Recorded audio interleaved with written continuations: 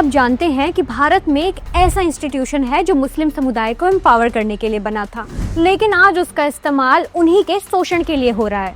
जिस पैसे और प्रॉपर्टी का यूज़ मुस्लिम बच्चों की पढ़ाई, लिखाई और अस्पतालों के लिए होना था, वो आज सिर्फ कुछ चुनिंदा लोगों की प्राइवेट प्रॉपर्टी बनकर रह गया है।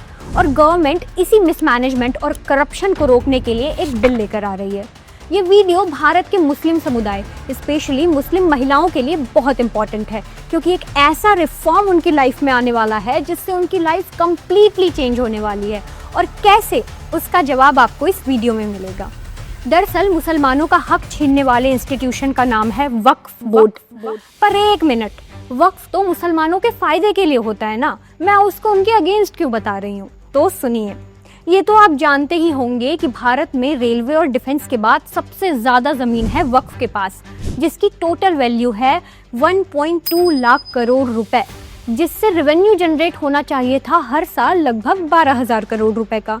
लेकिन आपको ये जानकर आश्चर्य होगा कि उससे रेवेन्यू जनरेट होता है सिर्फ 163 करोड़ रुपए। और ये मैं नहीं बोल रही, बल्कि सच्चर कमेटी की रिपोर्ट में बताया गया था। आखिर क्यों?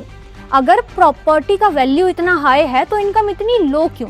मैं आपको एक छोटे से एग्जांपल से समझाती हूँ। वक्फ प्रॉपर्टी की टोटल वैल्यू है 1.2 लाख करोड़। अगर आप 8% का रिस्क फ्री रिटर्न भी देखें तो उससे प्रॉपर्टी का रिटर्न होना चाहिए था लगभग 9,600 करोड़, और 10% अगर हम रिटर्न देखें तो वो होता है 12,000 करोड़।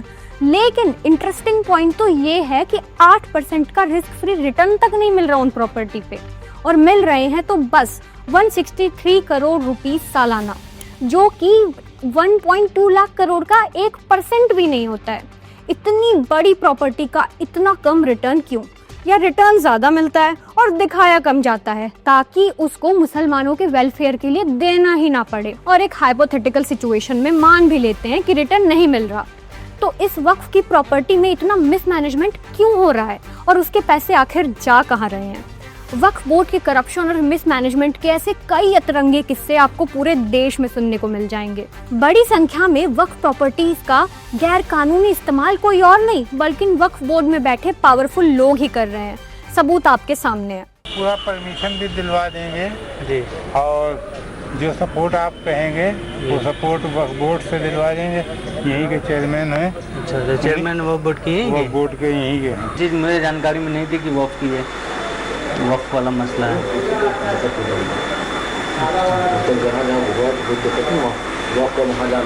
जी जी।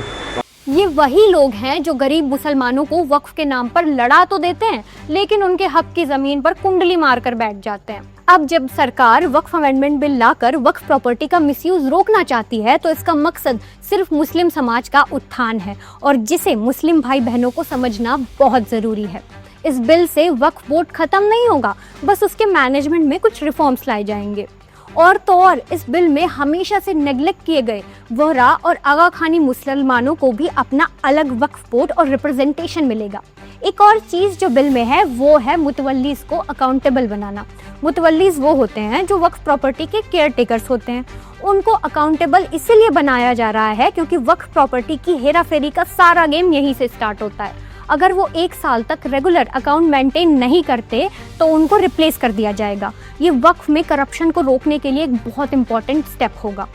और तो और इस अमेंडमेंट से मुस्लिम महिलाओं को भी नए और ज़रूरी हक दिए जा रहे हैं जिसकी वो हकदार हैं।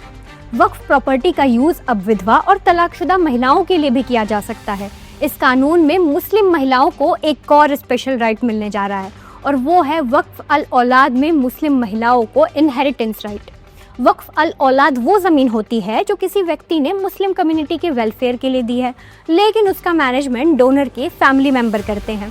पहले महिलाओं को इस प्रॉपर्टी पर कोई हक नहीं मिलता था, लेकिन ये बिल उनको उनका हक दिलवाएगा।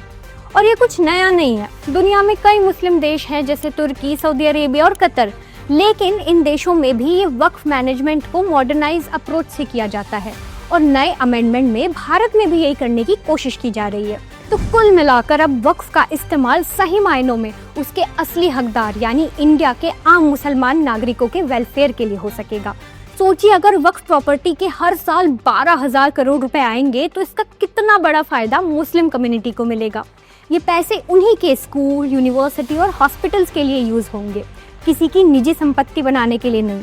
सोचिए, अभी एक अच्छा स्कूल बनाने के लिए 2 करोड़ से 10 करोड़ का खर्चा आता है और एवरेज पर स्कूल का कॉस्ट अगर 10 करोड़ रुपए मान लिया जाए तो हर साल 1200 स्कूल बन सकते हैं इन पैसों से। अभी एक 50 बेड का हॉस्पिटल बनाने के लिए खर्चा आता है लगभग 14 करोड़ और 12,000 करोड़ से तो हर साल 857 हॉस्पिटल बन जाएंगे और इसका इस्तेमाल मुस्लिम समुदाय के लिए होगा।